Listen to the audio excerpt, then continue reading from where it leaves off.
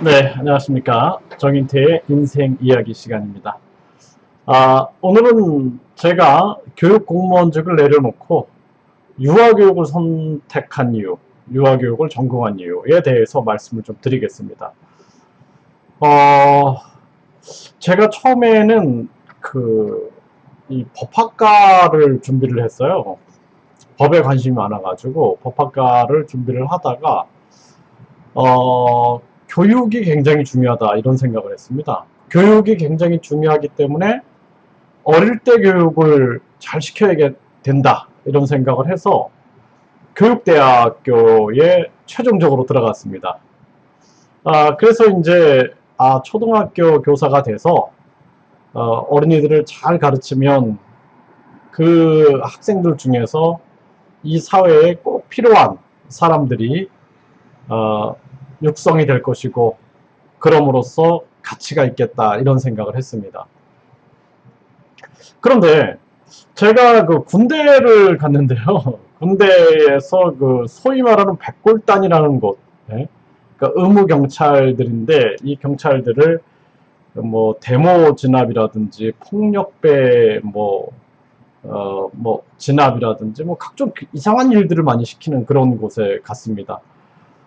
그래서 군대에서 뭐 진짜 너무 어두운 측면을 너무 많이 봤어요. 세상에 어두운 측면을 너무 많이 봐서 그때 참 여러 가지 생각들을 많이 했습니다.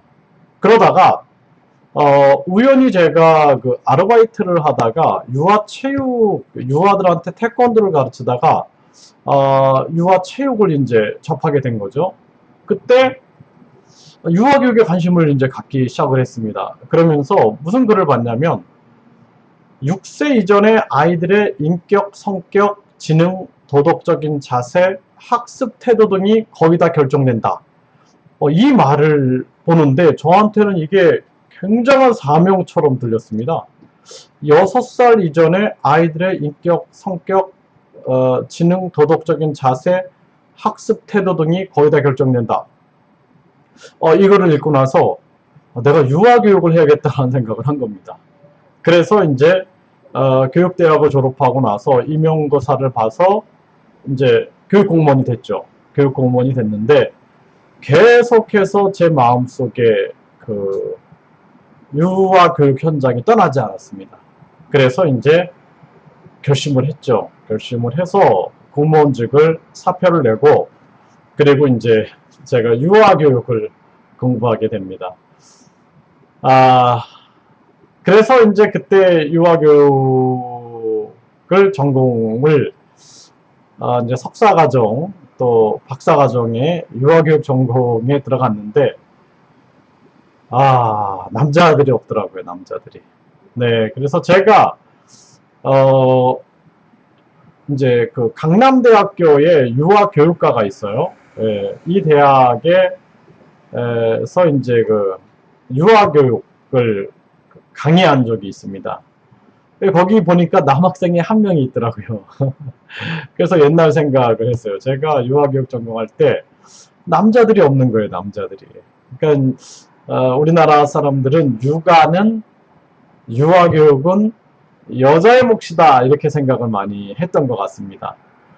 그런데 저는 제가 유아교육에 굉장히 중요한 가치를 봤기 때문에 이제 유아교육을 선택을 한 거죠. 그래서 요즘에 이제 다시 이렇게 제가 집필한 책들 또 유아교육 그런 프로그램들을 연구하면서 옛날 생각이 난 거예요. 내가 왜 유아교육을 선택을 했지? 이런 생각. 그래서 석사과정을 공부할 때도 다 여자분들밖에 없어요. 근데 저는 진짜 마음속에 굉장한 사명을 가지고 있었어요. 그때 굉장한 사명을 가지고 있는 그런 모습이었고 박사과정 공부할 때는 한 분이 계셨는데 그분은 이제 대학교 교수님이셨어요. 전문대학교 교수님이신데 이제 박사과정을 들어오신 분이었어요. 그래서 그 당시에 유아교육에 대한 열정을 굉장히 많은 생각을 하면서 전개했던 그런 생각이 납니다. 네, 유아교육이 참 중요합니다. 제가 다시 말씀드리지만 6살 이전에 발달의 결정적 시기죠. 그래서 발달의 결정적 시기인 거예요. 그래서 이 유아교육뿐만 아니라 태아기 때부터, 그러니까 태아기 이전으로 우리가 생각한다면 인간, 제가 어떤 스스로 유전자를 잘 보호하는 것부터가 굉장히 중요한 거죠. 이것이 다음 세대, 다음 세대 유전으로 계속 내려가죠. 네, 그래서 태아기 때부터, 아니 그냥 지금의 나부터 내 유전자를 건강한 유전자로 잘 보존하는 것부터가 굉장히 중요한 일이다, 이렇게 말씀을 드릴 수가 있는 겁니다. 그리고 이제 태아기 때 교육이 얼마나 중요한가. 태아기 때 산모의 행복과 편안함, 그리고 건강, 운동, 이런 것이 얼마나 중요한가. 그 다음에 유아기 때는 말할 것도 없는 거죠. 그렇죠? 네, 그래서 뇌 발달의 결정적 시기가 되는 겁니다. 이때 잘못 교육을 한다든지 잘못 양육을 한다든지 하면 평생에 걸쳐서 심리적 장애라든지 발달적 장애를 가지고 살아갈 수가 있게 되는 것이죠. 요즘에 뭐 사이코패스, 소시오패스 이런 얘기 많이 들어보셨을 겁니다. 또 어떤 사람들 보면 진짜 양심이 없는 사람들, 또 어떤 사람들 보면은 정말 그 나르시시스트 같은 경우도 보면 자기의 성격 장애도 보면은 다 결국에는 유전적으로 또는 태아기 때 또는 발달의 결정적 시기인 유아기 때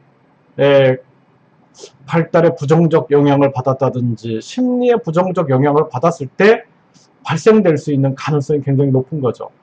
그런 생각을 하면 좀 마음이 아픕니다.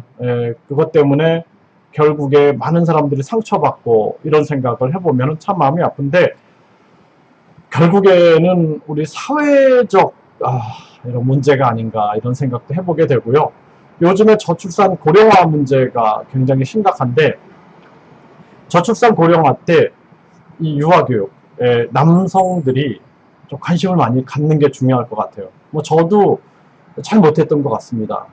솔직히 저도 잘 못했어요. 이 한국 사회에서 이 가부장적인 그런 제도 속에서, 그런 또 분위기 속에서 저도 잘 못했는데, 그나마 또 제 아이들하고 놀아주는 것은 짧은 시간이지만 재밌게 놀아주려고 굉장히 노력을 했던 것 같아요. 그래서 이제는 저출산 고령화 문제를 해결하기 위해서 또 가부장적인 사상, 이런 것들도 내려놓을 때가 됐고, 그 다음에 육아는 이제 부모가 공동 육아를 해야 되기 때문에 엄마 아빠가 아이들과 함께 놀아주는 방법, 그리고 아이의 발달을 어떻게 우리가 전개해야 하는가, 뭐 이런 측면들을 함께 우리가 공감하고 준비하는 것 또한 굉장히 중요하다, 이렇게 말씀을 드릴 수가 있겠습니다. 네, 감사합니다.